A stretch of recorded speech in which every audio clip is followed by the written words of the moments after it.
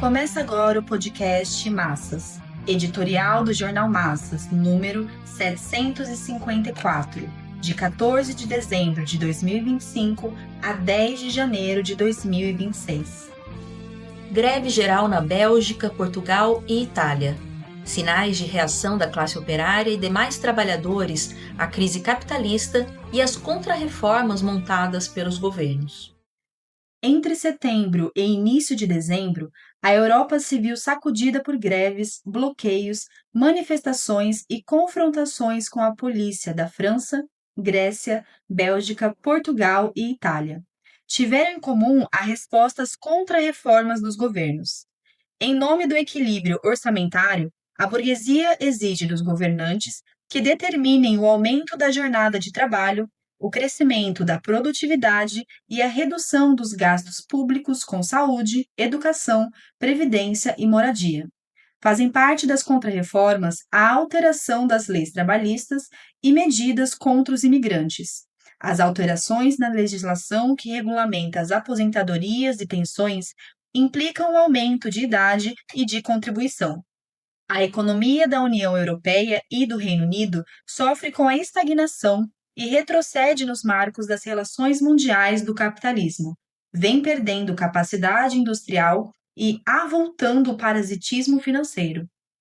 A crise de 2008-2009, que teve como epicentro os Estados Unidos, atingiu duramente os países europeus. Em seguida, sobreveio a pandemia, que se encarregou de impulsionar ainda mais os bloqueios econômicos e as dívidas públicas.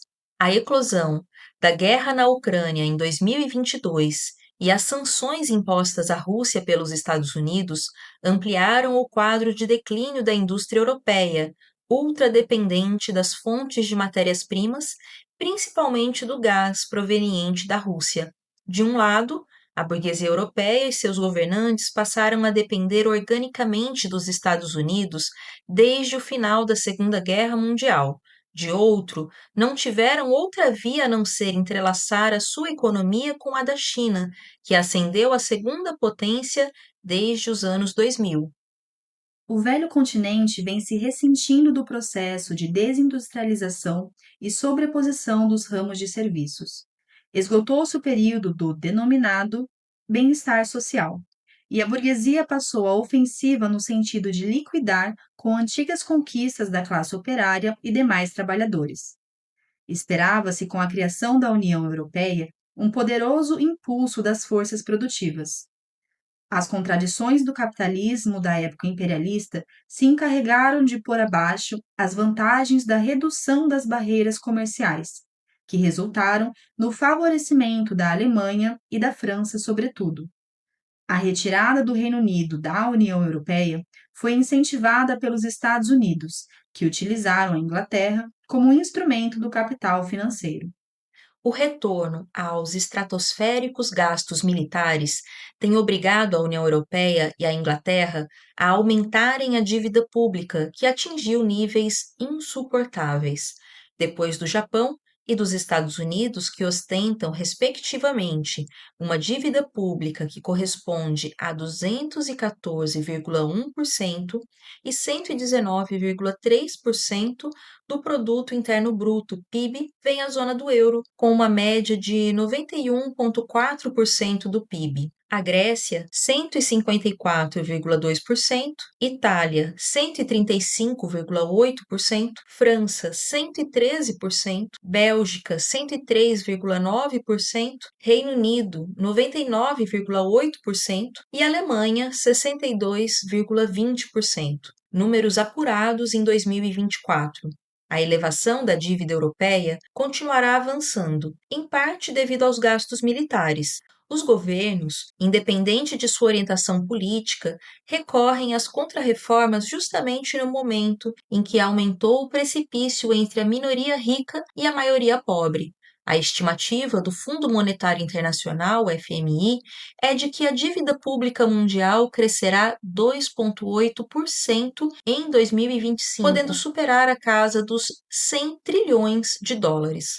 A previsão é de que em poucos anos a dívida pública da França poderá chegar a 128,4% do PIB e da Alemanha saltar para 75% do PIB.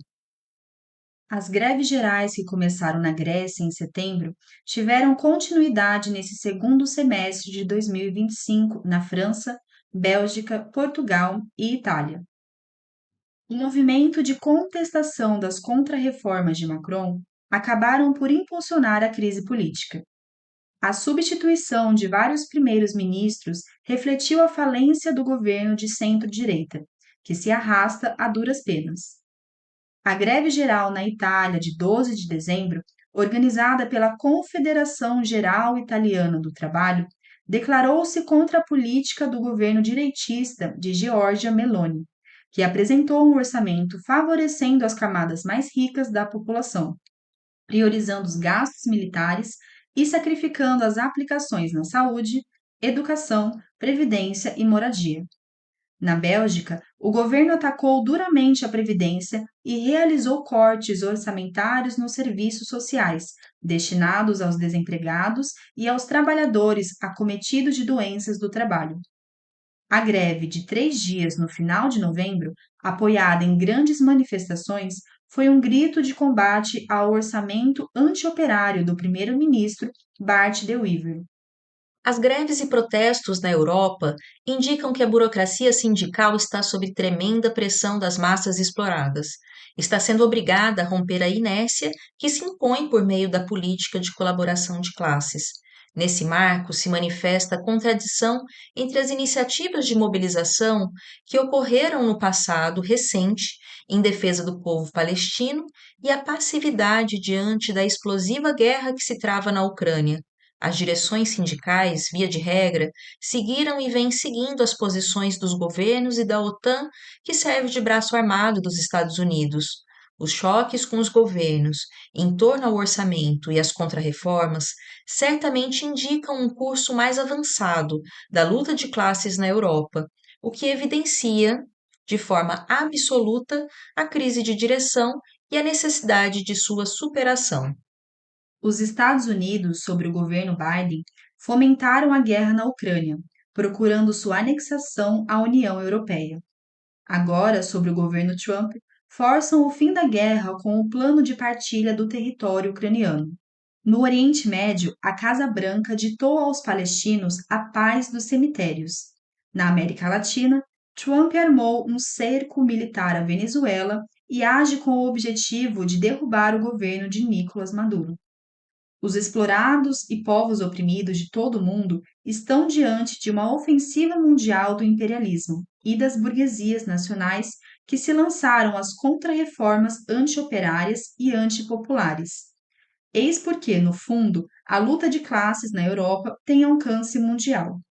A crise de direção corresponde ao vácuo deixado pela ausência de uma política internacionalista que unifique os combates das massas em todos os quadrantes em defesa de um programa próprio de reivindicações e uma orientação classista diante das guerras. As forças produtivas, altamente desenvolvidas, não cabem nas relações capitalistas de produção e na camisa de força das fronteiras nacionais. A ordem mundial, edificada após a Segunda Guerra, se desmorona e dá lugar à proliferação de todo tipo de conflito. Dessas contradições, emergem o programa da Revolução Social, as tarefas de recuperação das conquistas perdidas e a necessidade de unificação dos explorados na luta de classes contra a classe burguesa historicamente esgotada.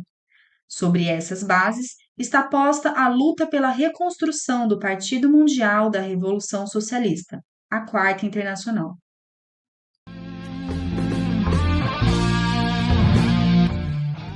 Esse podcast foi apresentado pelo Partido Operário Revolucionário, membro do Comitê de Enlace pela Reconstrução da Quarta Internacional. Para mais informações, acesse pormassas.org.